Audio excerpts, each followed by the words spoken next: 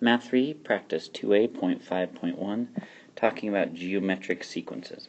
Now, if you recall back in Math 1, geometrics patterns lead to exponentials. Okay, so these geometrics, they grow by multiplication or division, but we usually think of it as multiplication. Okay, so number 1 says find the missing terms in each sequence and state the common ratio. Now the common ratio is what number we're multiplying as we go from one to the next to the next. Okay. The key for this first one is probably 3/4 to 3. Because the only way to get 3/4 to be 3 is to times it by 4, because that would eliminate that. Okay, so we test on the other one. 3 over 64 times 4. Well, 64 is like 4 times 16, so the 4's cancel, so we get our next one. 3/16 times 4. 16 is like 4 times 4, so we eliminate one of the 4's. We're left with the next. So our ratio would be timesing by 4, and then our next number, 3 times 4, would give us 12. Okay, number 2, now we're going down, and hopefully you'll notice, looks like we're dividing by 2 each time, doesn't it? So the next number would be 6, but we don't say r is dividing by 2. We think about how can we get that same result with multiplication. Well, timesing by 1/2 does the same thing as dividing by 2, so our ratio would actually be timesing by 1/2. Okay, that's all we do for those ones. Now we've got some terms here that we may not be familiar with. Okay, a sub n.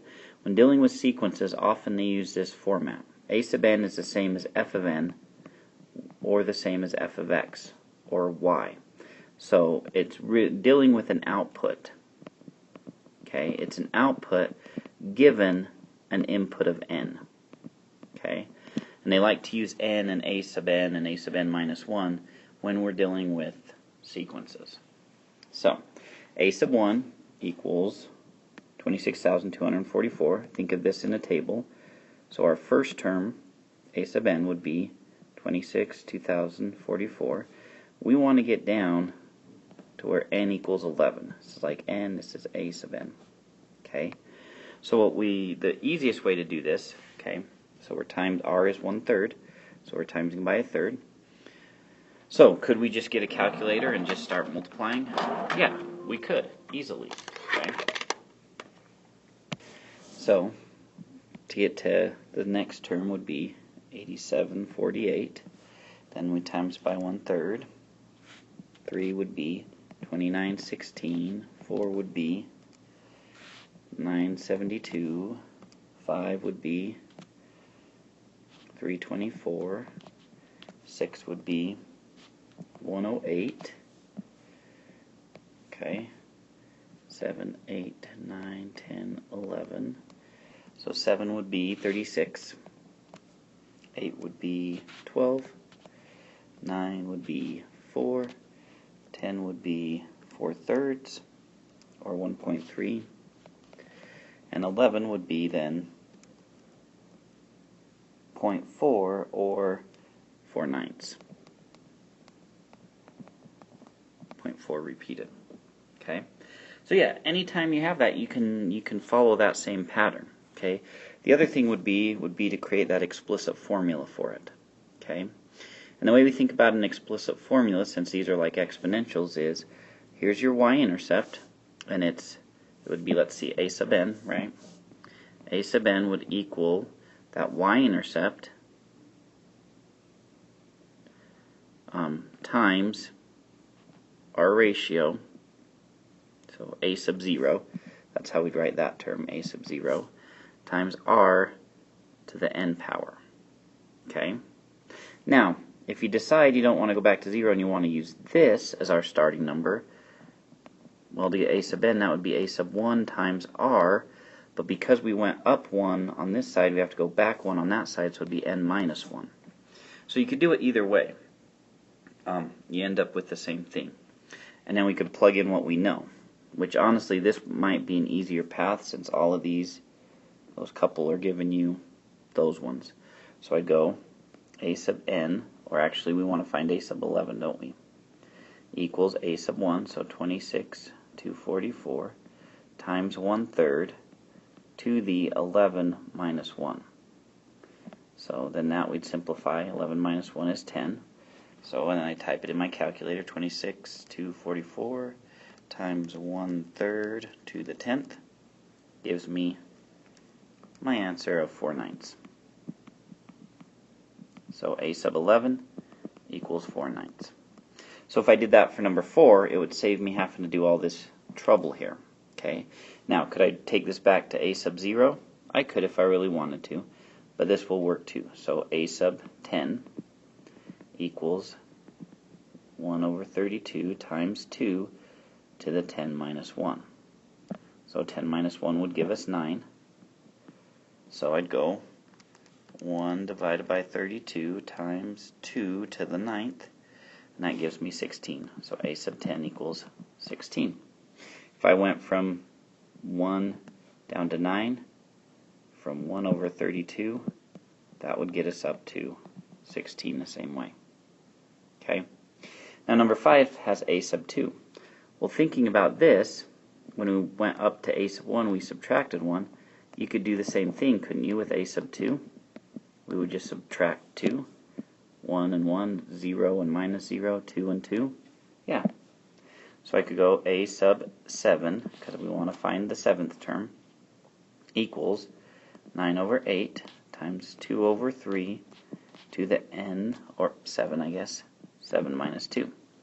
Well, 7 minus 2 is 5, so we'd simplify that to 5.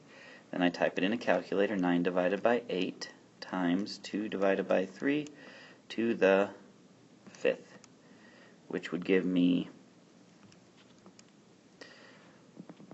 4 over 27, or like 0.148 repeated.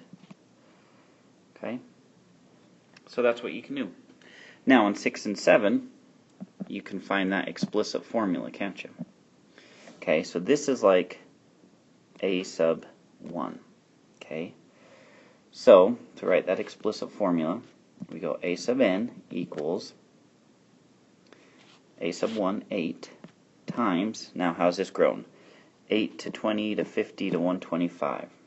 Okay, so if we don't know that, go 20 divided by 8. That gives us 5/2 or 2.5. So 8 times 2.5 gives us 20. 20 times 2.5 gives us 50. So we're multiplying by 2.5.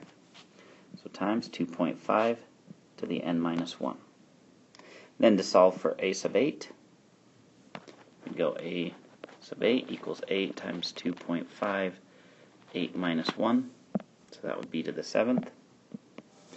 So 8 times 2.5 to the 7th would give us 4882.8125. 4,882.8125. And that's all there is to it. Same idea here, so we'd go a sub n equals 96 over 27 times, well, now how are these changing? Okay, this one's kind of quite a bit more complex, isn't it? So let's look at how these two top numbers, or actually the easiest way is just to take the second term, subtract or divide it by the first term. So 24 divided by 9 divided by 96 over 27. That gives us 0.75, or 3/4. So we're timesing by 3/4.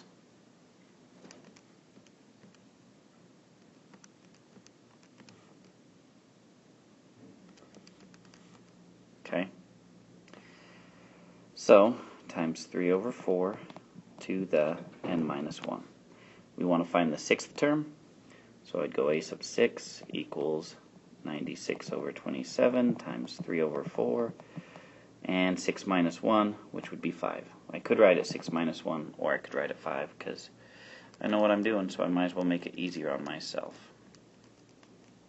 Type that into a calculator, and we end up with 0.84375. If we made it into a fraction, 27 over 32.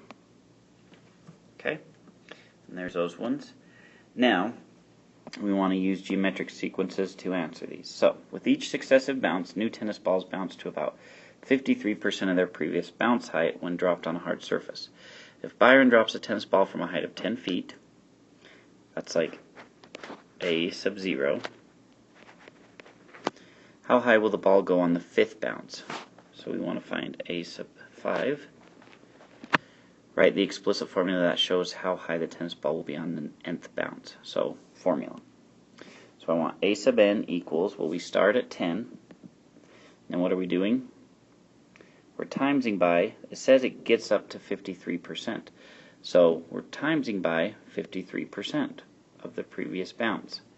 So times 0.53 to the n. Okay, we don't have to do n minus 1 because we have the a sub 0 version.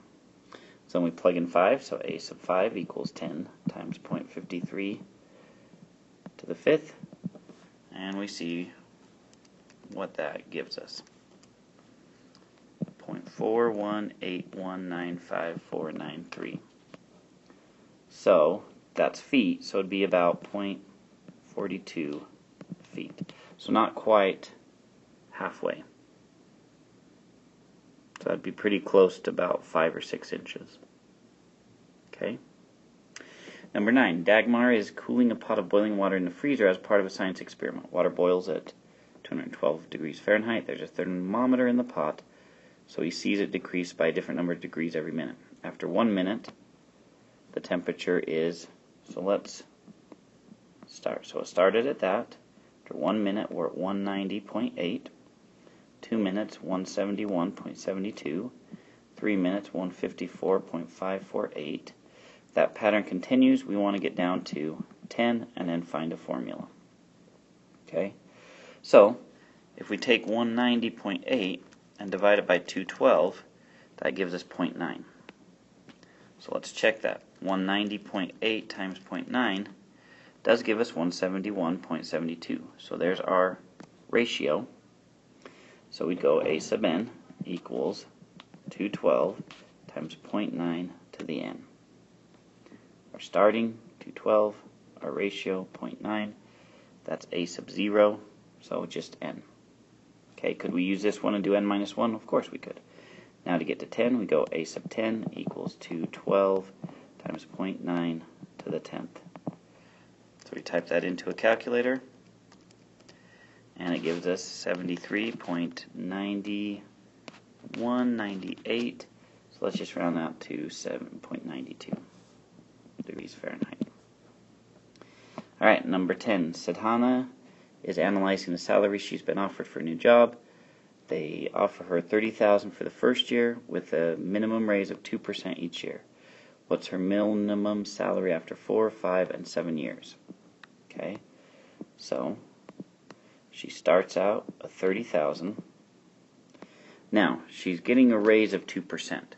But if you times 30,000 by 0.02, which would be 2%, that's only 600.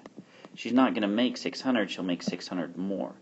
So on top of her regular salary, her 30,000, which is 100% of her salary, she'll minimally get added 2%. So overall, she would have 102%, which if we change that to a decimal, 1.02, that's what we're multiplying by here. So if we're trying to get down to 7 years, 30,000 times 1.02 gives us 30,600, right? 0.2 was what we said. Second year, 31,212. Third year, 31,836.24. Now we're dealing with money, so always round to the nearest hundredth. The fourth year, which is the one we wanted, 4th, 5th, and 7th. Fourth year would be 32,472.96. Fifth year, 33,122.42. Sixth year is 33,784.87, but we don't need that one, so let's jump down to the 7th. 34,460.57. Okay, so there's our 3 that we wanted. Now, how would we make a formula?